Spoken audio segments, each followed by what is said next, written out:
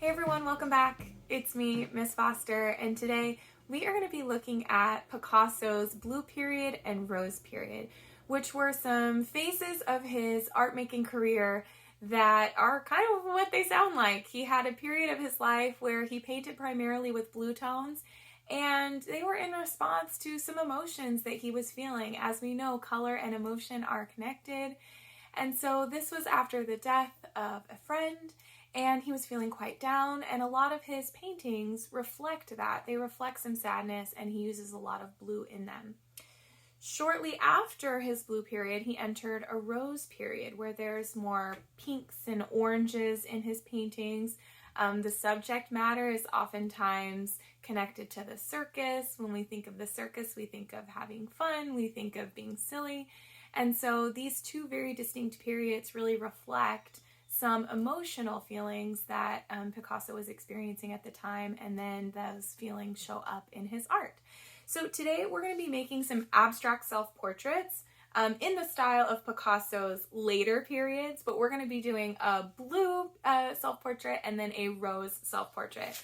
We're going to be doing mixed media today, so you're going to need 2 pieces of paper, crayons, markers, and watercolors for this project. We're going to mix all 3 in these mixed media blue and rose self-portraits. So go ahead and grab your materials and let's get started.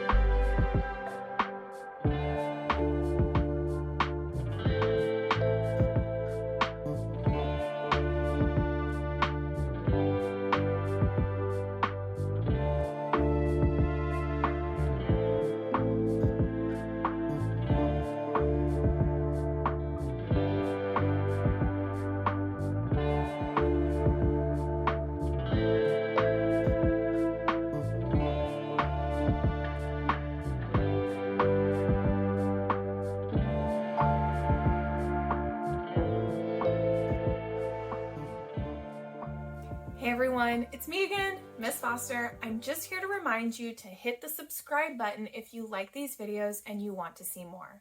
I also want to remind you that these videos are created in partnership with Painting Pandas, which is an awesome nonprofit organization here in Austin, Texas, that provides free art instruction and free art supplies to any kid who needs them. If you would like to learn more, donate, or sign up for a live class with me, go ahead and click the link that's in the description below, www.paintingpandas.org. All right, I'll see you next time.